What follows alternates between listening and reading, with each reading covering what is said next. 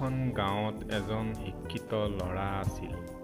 ল'ৰাজন বৰ চোকা আছিল পঢ়াত, কিন্তু গাঁৱৰ এচাম মানুহে ল'ৰাজনক ভাল নাপায়। সেইকাৰণে ল'ৰাজনক ইটিকিং কৰে এচাম মানুহে। কাৰণ ল'ৰাজন পঢ়াত বৰ চোকা আছিল বাবে দেউতাকে ল'ৰাজনক ইঞ্জিনিয়াৰ পঢ়িবলৈ চহৰলৈ পঠালে। তাকে ল'ৰাজনক বাটে পথে লগ পালে কয় এচাম মানুহে, হে তোৰ কাম নাই, বাপেৰ টকাকেইটা কিয় নষ্ট কৰিছ? সেয়েহে ল'ৰাজনে এদিন ভাল এজন চহৰত নাম থকা ইঞ্জিনিয়াৰ হৈ দেখাবলৈ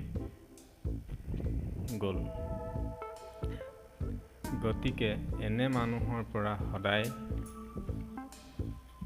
আঁতৰত থাকিব।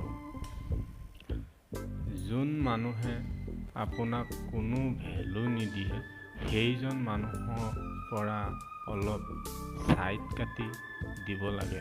কাৰণ তেওঁ আপোনাক ভাল হোৱাটো নিবিচাৰে। কাৰণ আপোনাক ইজ্জত বিচাৰিবলৈ কোৱা নাই। সেইজন মানুহৰ পৰা বা মানুহজনীৰ পৰা তেওঁলোকে যি আপোনাক সদায় কিবা নহয় কিবা এটা কয় যে তোৰ সদায় একো কাম নাই, তোৰ দ্বাৰাই একো নহ'ব, কৈ আপোনাৰ সদায় বেয়া কৰে। সেইবিলাক মানুহে আপোনাক একো বিল্ডআপ নকৰে।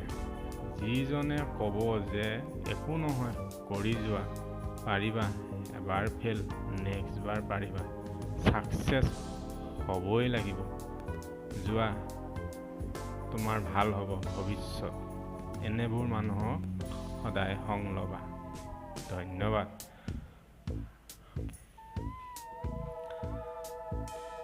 ভিডিঅ'টো চোৱাৰ বাবে ধন্যবাদ দিলোঁ আৰু নেক্সট এটি নতুন ভিডিঅ' লৈ পুনৰ লগ পোৱাৰ প্ৰতিশ্ৰুতিৰে।